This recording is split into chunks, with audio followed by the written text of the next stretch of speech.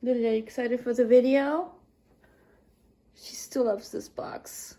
She still loves it. Are you excited for the video, Shirley? Yeah, she's really excited. Can't you tell? Hey everyone, I think the last video when I showed you the books, AJ was very astute in observing that the writing on the German book is going up instead of down, which I can't believe he noticed that. But see, look, this is the German books that have now put into order. And it's always like that in German. So it's as if you think about it, like if you take these books here, you always have to kind of put your head to the left and read up, author and then title. I can only find one exception on my bookshelves, and that's this one here, which is completely the odd one out. It's always up. I mean, that's what I'm calling it, up. Author, book. Author, book. And so, oh gosh, you see, this is not a German book, but it doesn't matter, it's fine. But I was thinking, oh, it has to be with the German books, but see, Baudelaire is not German. It just so happens that the book is in German. Anyway, so that's why it's over in the poetry. But, and see, in the English publishing, can we find any case where it's like that in English? From what I can tell, these are all down. And I just think it's kind of an interesting, and I want people who are in non-German or English American countries to tell us, do your books the German way or the English way, and what way makes more sense? So for the English American way, I'm tilting my head to the right as opposed to the left because I'm reading down. So yeah, it's kind of I have no explanation for this. So if someone has an explanation, please let us all know what the deal is. Maybe Steve Donahue knows because he knows a lot about books and stuff like that. Anyway, yep, that's my little intro. So those are the German books that have now been also kind of neatly put on the shelf in terms of height. And then we have the biography English ones. I especially like the Zukamp. This is they do a lot of different things, a lot of theory, but also a lot of literature. This kind of doesn't fit here color-wise. So yeah, I think it's sort of, some people have their own color, the Hermann Hesse and Max Frisch, and then this is the theory color, this dark blue. Yeah, there we go. Talk to you. I'm gonna follow this up with the weekly update. Hello everyone, and welcome back to episode 30 of the Grimm Chronicles, my weekly reading update, in which I tell you about the same books over and over again, a little bit, but I kind of embellish it with other things. It reminds me that there was a comment that I wanted to just address briefly from Marilyn Meyer Mendoza, the baby boomer booktuber. Hi Marilyn. Thank you for your wonderful comment on maybe the one before last, the one where I talked about the issue of cultural appropriation and this man who was she helped me with the terminology, a local Hawaiian but not a native Hawaiian, so that distinction. She had some very interesting comments, which of course, you know, have made me think about my own, granted very, for lack of a better term, white ethnicity, and how, like, just as a, you know, because it's all about me on my channel, I've been living in the States since '87, so that's a long time. You know, I'm, you know, almost 60. So that's 97, 07, 17, over 30 years. So by far longer than either Australia or Germany, and yet ethnically I identify mainly with Germany, but yeah, the Australian is kind of there too, 0 to 12 in Australia, but you know, I think a lot of the German stuff has to do with my career having turned into that being a promoter of all things German, and also just my sister's there, and the pivotal teenage years were spent in Germany in some of the 20s, and so I have to say, despite having been in the States, and I think if other people see me, especially non-Americans, you know, my, also for lack of a better term, the sort of theoretical term of habitus the way I dress, the way I speak, whatever, seems very American to people in Germany and stuff like that. And I know that. And yet, you know, whenever I meet new people or students, they'll say, "Where are you from?" You know, something about the way I speak sets them off, and they're like, "You're not from around here, are you?" And, you know, sometimes I joke it's because I spent the first 5 years in Massachusetts, and so that's kind of influenced my English, my American accent a little bit, but it's just silly. But the point I'm getting at, in a very roundabout way per usual, is where you grew up kind of takes precedence almost always. Not for everyone. We're all different, I know, but as opposed to where home is now. And so the person, so people who grew up in, for example, Hawaii versus, but then there's the other issue, which I don't really have, unless you count German as being my ethnicity.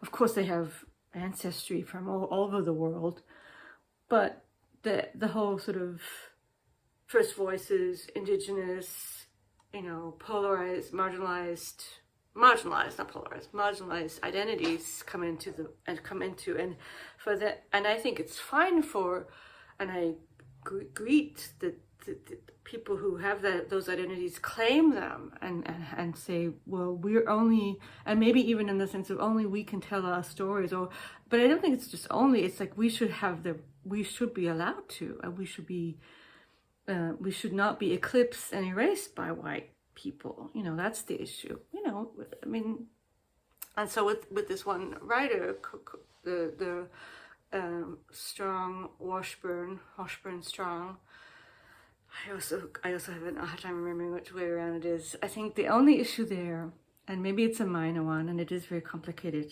you know, we don't know how much of a big deal it is it's as if you're not, so it's, to me, two things are clashing in my mind. The idea that writers can write whatever they want, about whatever they want.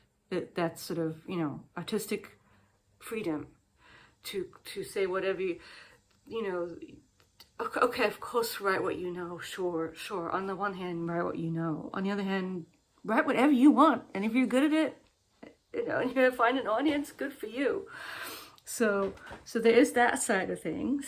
But I do think in this day and age, if you're going to go off and write a story about kind of the mythology of Hawaii, or, you know, and that's your novel, that's your theme, that a little bit of extra sensitivity to the fact that you yourself are not that ethnicity, that you're not a native Hawaiian. I think that's what would have been needed, and that would have been enough to make everything perhaps okay. I mean, more okay than perhaps, and see, this is what I don't know, deliberately not saying that, deliberately keeping quiet and thinking that people might assume things. You know, I don't know if that's what at all would happen. I don't want to make assumptions, but it seems that that's what some people think has happened. And there you get into the really tricky thing of, well, how people look. You know, someone can pass for a certain ethnicity or not, you know, and no one's going to look at me and say you're Maori. It's really interesting, though, if you look at pictures, even, so for sure my great-grandmother, she was, you know, she looks Maori. But even my grandmother, I think, and perhaps even my mother, darker, I don't know. I'll see if I can find some good pictures. But I think actually my grandmother, who was just a tall, striking woman, dark school teacher, very interesting person. Unfortunately, she did not get along with my mother at all. It's kind of a sad story that they didn't get along when the father was out of the picture. If I were a writer, but I'm not, so you just get me blabbing. So that's also kind of interesting. The how people look and what we assume by looking at people. Very complicated, but also very interesting. So thank you for the comment, Marilyn. And I just think it's an ongoing issue. And of course, I am reading. It's a little bit stalled, getting into the current reads. I'm still reading the biography memoir of Christina Thompson, how she kind of intertwines the history of New Zealand with her Maori husband and his background, and the history of Maoris in their interactions with white people in New Zealand. which is, I mean, that's to me is, in a way, it's fine because it's only kind of questionable in the sense that she's white herself, and so maybe one could say that she's eclipsing, or by her book being so popular, it's taking away from her own voices. But on the other hand, she's bringing New Zealand to the center of attention. So, you know, and it's clearly a memoir. And, you know, there I go back to write what you want. And if you are able to get it published, good for you.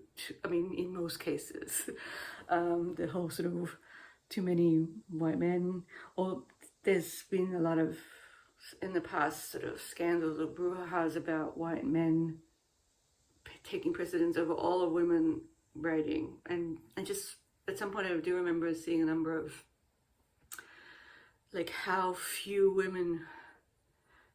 books by women men read. That was kind of shocking. That's interesting too. But yeah, that's an ongoing thing too. And I can't say much about that. I just read what I want to read. I do try and diversify to a certain degree. Let's see, what else? The Stand. Speaking of white man writing, Stephen King, the most mainstream writer. I've had a little bit. I'm on page 800, almost 798, 60%. So we're getting there. And there was a bit of a time this week where I thought, I've had it with this. I don't really care what happens, but I do kind of care what happens.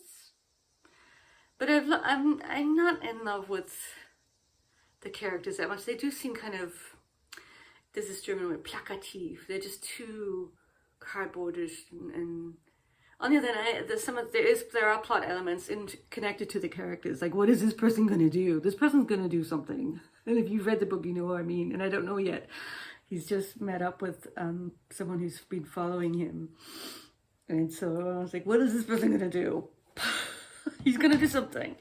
Anyway, and it's kind of honed in on good and evil, and the good group and the evil group, which I think is so simplistic, but okay.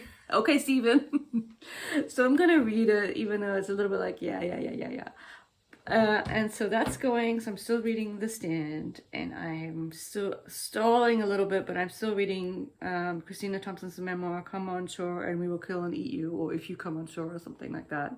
The quote, which apparently is kind of wrong. And then, so let me see what I want to talk about next. Well, I haven't started, but I will start very soon. This one that I'm going to be reading because she's coming to give a talk, and I got this book. And I'm I'm sure it's a great book, but I have such a bad track record with nonfiction, and I'm dreading it a little bit. It's going to seem like homework, but you know what? Even I can do some homework, even though I hate doing homework, because it's like, well, years of homework doing are over. So I will do this, and I will be a good student. And then, so the other thing I want to talk about, and I'll put in little pictures here. So I started the 10th volume of the Patrick O'Brien Maturin Lucky Jack Aubrey series, their exploits on this ship, and a lot of people like this. It's the 10th book out of 20 books. They go, and you know what? I have fallen out of love with that series. I didn't care for the writing in this one so much. I didn't like how my two favorite characters don't really seem to interact as much anymore, and each of them as characters seem less interesting. Like, Stephen has lost all his charm for me. How can that be? He was a literary crush for a while. He was so perceptive and sad and interesting, and the way he talked about the world. He doesn't seem like any of those things to me in this book. For me, I don't know if it's me or the books, but they just seem less, this one seems less well done. And O'Brien has put this kind of stand, so someone who views the world like Maturin used to is a stand-in, like this person Martin, but it doesn't really work, and it's just so sad for me to see that. And then I was thinking, well, is he showing them to be like middle-aged and boring? What does that make me? Just because you get older, do you become less interesting? That's what it seems like almost. They're both older, and so they're kind of like, but they don't interact like the way they used to. It used to be a love affair. They used to love each other, and they used to really kind of be so charmed by each other's presence, and that's all gone. So you know what? This is the lead up to me DNFing. I hardly ever DNF. You know, I was sort of vaguely thinking of DNFing the stand, but I'm gonna finish it. But I'm DNFing my audio. I'm not finishing it. And the one that is taking this place is a book that I thought I had DNF'd, but in a way, I think I'm gonna come back to it because it seems like it feels right.